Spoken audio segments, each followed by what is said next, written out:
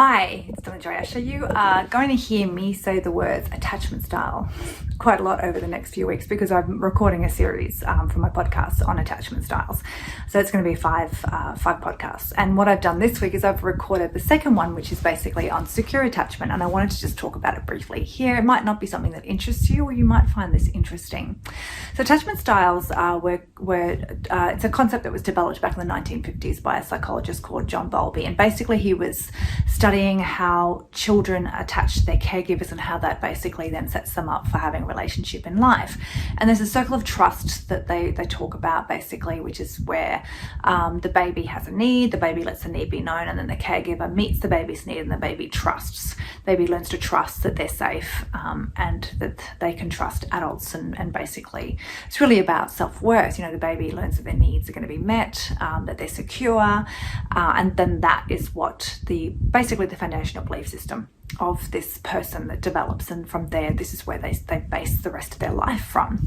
So when this circle of trust is broken, and when the child's needs are not met consistently, and it doesn't have to be even that consistent, it's like 37% of the time the child's needs are met, they can form what we call secure attachment, which is what I'm going to talk about today. And secure attachment is basically what would be the goal if you knew about attachment styles and about how they impact you in a relationship. What you would be going for in a relationship would be secure attachment. So last week I briefly touched on the four main, so secure, anxious, avoidant, disorganized. They're the four main attachment styles. Now obviously I'm generalizing, I'm going into this in some depth but not full depth, and there's books that have been written just on this topic. So if this is something that interests you, there are books out there that you can read more, or you can go check out my podcast, donnajoyasha.com/podcast. I think episode 28 was the start of this series. So secure attaches. What is secure attachment? Secure attachment is basically when the child's needs are met often enough that they feel safe. That's really what it comes down to. They feel safe. They feel safe that their needs are going to be met. They feel secure. They feel loved, right? They feel lovable, and they develop good self-esteem because of this. So when a child's needs aren't consistently met, then they're not sure whether their needs are going to be met, and that can lead to all sorts of things like anxious attaches, where there's this fear of rejection, or avoidant attaches, where they just don't let themselves attach. They have this wall in place because it's too painful to attach, right? Because their needs aren't met, and that's their belief. So we see the world, we think the world is the way we think it is, the way we see it is, but in reality, the world as we know it is really just our perception and our belief around things. So these beliefs that we form about ourselves and about the world when we're very small, babies, toddlers, this formative years, this unconscious mind years, right before the cognitive mind has even formed, that's basically the underlying software program in our brain from where we're living our life. So this circle of trust is actually really important. So secure attaches, they feel safe. They feel safe to have a relationship. They have good self-esteem, and they are able to flow in and out of relationship. They have boundaries that are flexible and fluid. They're able to have good communication. They're able to be active listeners. They're not making everything mean something about them. When you're trying to explain to somebody something that you're feeling, and then all of a sudden it becomes about them. That's not a secure attacher, okay? That's probably an anxious or an avoidant or even a disorganized attacher. For a secure attacher is able to listen to stuff, and especially if their partner is sharing a want or a need, they're able to listen and not make it mean something about themselves. So they're good communicators. They have boundaries, but these boundaries are able to be fluid. So it's not this need for control that happens with an avoidant, an anxious and a disorganized, right? Anxious attachers really don't even have boundaries. Avoidant think they have strong boundaries, but they're actually walls. Whereas secure have boundaries. They have a yes and they have a no, but it can change day to day on how they feel, and that's okay.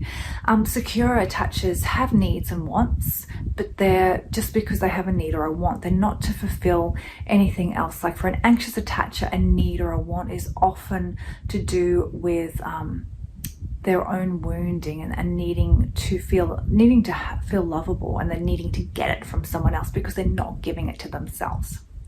So secure attachers have a lot of self-love. a lot of self-worth, and they're able to give it to themselves. So they can be by themselves and they can be in relationship, and they're happy in both, and they can flow freely between.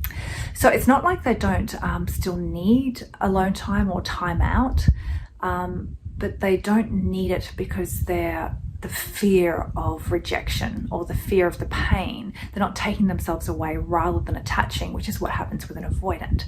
So an avoidant has this fear that they're going to lose their freedom, and they're going to get hurt that way. Whereas a secure attacher can come into a relationship and then they can take themselves out of relationship or away and have some space. But it's just because they want space. It's not because of any wounding or any trauma that has been going on. And then they can also come into a relationship and they feel very secure there, and they're able to love and accept love. And that's a big thing. When we love ourselves, we can accept someone else loving us. When we don't, when we have that low self-worth, or when we secretly or unconsciously don't believe that we're lovable, when someone tries to love us or wants to love us, we can't accept it. And now we can be in secure attachment with certain friends, we can be in secure attachment with certain siblings, we can be in secure attachment with one parent but not the other, and sometimes we can be in secure attachment with women really easily, or if you're a woman, or with men if you're a man, but not with the opposite sex. And with them, that triggers up our woundings, and all our fears come to play basically. So secure attachers often too, they're very able to have intimacy, and they want intimacy, they desire intimacy. It's very important, that connection and that intimacy to them, because they're not scared of it, right? And it's not from a needing, grasping way. They just enjoy intimacy. So they very, sex can be fun and playful for them. So secure attachment is really what the goal and what we heal towards. So if you know that you are, so for instance, if you get into a relationship with someone, if you're an anxious attacher, and then we normally end up in a relationship with an avoidant person if you're an anxious attacher, and then when they go avoidant on you, when they pull back, and that triggers up an anxious attacher's fear of rejection, it can be very, very painful. So if that has ever happened to you, if you had someone pull back and then all of a sudden, you're obsessing about them, you're thinking about them all the time, it's like you need them. When you're with them, it's like this pain goes away. It's not about this person. It's not about this time. It's not about what's happening right now. And it's everything to do with your unconscious belief system and the circle of trust, and the fact that unconsciously you don't feel worthy or believe that you're worthy, and you don't believe that your needs are going to be met, and you're not loving yourself. So this is really important to know, because for us to be happy and healthy and have happy, healthy relationships, we need to be able to observe ourselves within these attachment styles, and to see when we're being triggered up, when we're being triggered into avoidant, when we're trying to escape, or when we're triggered into anxious, where we're needy and grasping, as opposed to just being insecure, where we are just able to be met where we're at, and not staying. When people are in secure attachment, they don't stay in relationship with somebody who is either avoidant and not giving them what they want, or who is anxious and needy and grasping and basically sucking the energy out of them, right? So it's not like people who are in secure attachment don't have wants and needs. They do, but they're able to acknowledge that they have wants and needs. And this has been a big one for me as I've been healing my own anxious attachment style in intimate relationship, to get to a point where I was able to see that, you know what? It's okay to want a beautiful relationship. There's nothing wrong with me for wanting that. I used to think it was a weakness, right? And it's okay for me to have certain things that are important to me. And I used to feel like I was high maintenance if I had a want or a need. And and that was because of the relationship I was in. If my wants and needs were important, and if I had them, then I was being high maintenance. As opposed to, I was always bending over backwards and just trying to make everything perfect for the other person, and it was all very subtle, right? Where we're all like these caregivers, and we're, people pleasers, and we just want to make everything right for everybody else. And we think that that's just our personality type. But in fact, it's actually an attachment style. And it's us wanting to be lovable and wanting to be needed, because it makes us feel safe and secure. But imagine if you just were safe and secure. Imagine if you didn't need somebody else to prove that to you or to give it to you, but you just had it. I mean, how would life be if that was the way it was? If you could be by yourself and be totally happy, or you could be in a relationship with another secure attacher, where you're both maintaining your own shape and you're choosing to be with each other, and you're appreciating each other, and you're not needing the other person to make you feel a certain way. I mean, how would that be? Would that be okay? Anyway, so this is really what secure attachment is about.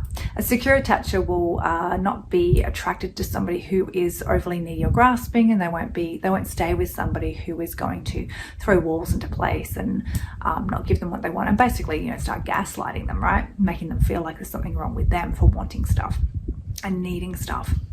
The secure attachment will quite happily walk away from something like that rather than stay in and just accept crumbs, which is what anxious attachers tend to do.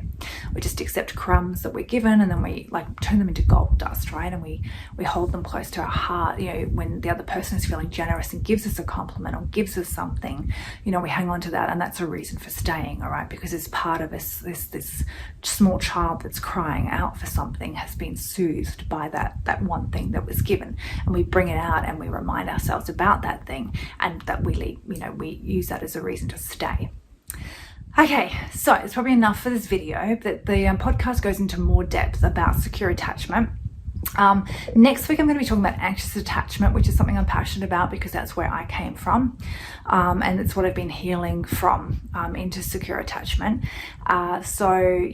Having spent a lot of my life in intimate relationship as an anxious attacher, not even realizing it, when it was really badly triggered up 6 months ago, this is when I started to learn about attachment styles, because I didn't know what was going on. All I knew was that I had this thing that was happening, and this pressure inside me, and this thing that was going around in my head, and I had no idea what it was or where it had come from.